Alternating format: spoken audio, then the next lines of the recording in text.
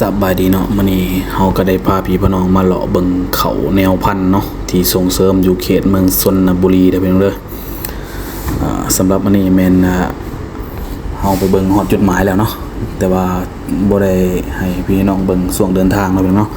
อันนี้มันไกลเติบเนาะพี่น้องเนาะเข้าไปเนาะอยู่ในแคมป์เซจำพรเนาะของบ้านนาหนองผำเนาะแทรกเข้าไปทางบ้านดงบูนและ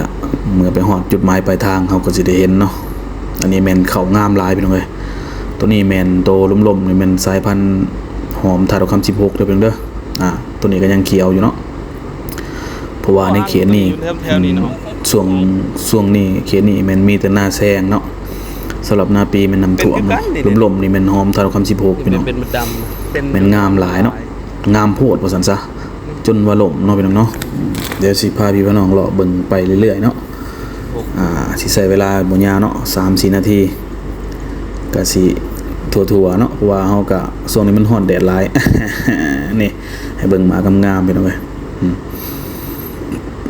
ธรรมศาสตร์เนาะเขตเมืองชลบุรีเนาะระยะการเก็บเกี่ยวเขานาแซงหางนกเนาะไฮไลท์นี่ส่วนบ้านไผบ่เคยเห็นก็สิบ่อยากเบิ่งอยู่เนาะเพิ่นเนาะว่าอันนี้กำลังเฮ็ดเนาะยังเขียวๆอยู่ก็มีเด้อเพิ่นเนาะหางนกนี่มีหางผู้แล้วก็หางตัวผู้หางตัวแม่เนาะบอนวางไข่สำหรับอันนี้เนาะพอเขียนนั้นมันสิกกใหม่บ่หลายปานใดเนาะในเฉพาะในพื้นที่นาเนาะนกกระจิบนี่มันสิมาเฮ็ดทางอยู่นาเนาะสำหรับนาแนวพันธุ์เนาะอันนี้เขาตัวนี้ก็เริ่มเป็นเขาที่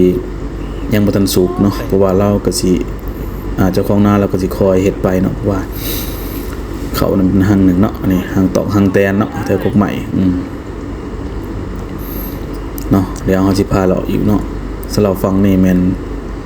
เขาแนวพันธุ์นี่เป็นเด้อบ่อนนี่ล่มๆนี่แต่บ่เป็นหยังเนาะเพียงนี้ก็เจ้าใส่รถเกี่ยวเนาะ1ไร่นี่ก็ประมาณ120 130สอบเนาะสอบละ45-50โลเนาะพี่น้องเนาะสอบยาวสอบใหญ่เพราะว่าเขตนี้มีแต่นาปีเนาะขอโทษเนาะมีแต่นาแซงนาปีแม่นน้ำท่วมเนาะพี่น้องเนาะเดี๋ยวสิพาพี่น้องเลาะเบิ่งเนาะเพราะว่าได้ออกไปสนามก็เก็บภาพบรรยากาศเนาะฝากพี่ฝากน้อง FC ปัจจุบันทุกคนพี่น้องเอ้ยเนาะเบิ่งกอเขาเนาะเขานี่ระดับ4-50ห่วงต่อกอเนาะพี่น้องเนาะมันงามหลายกอสมบูรณ์สิไข่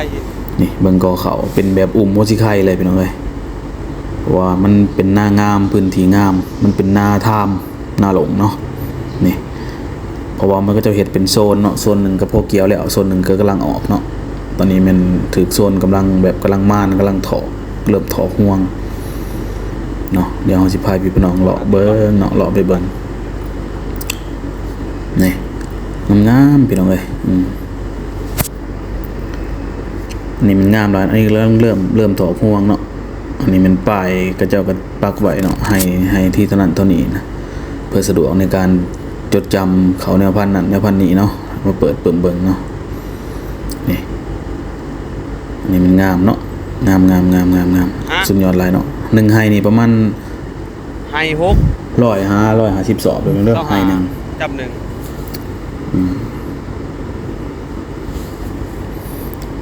ให้เบิ่งเนาะ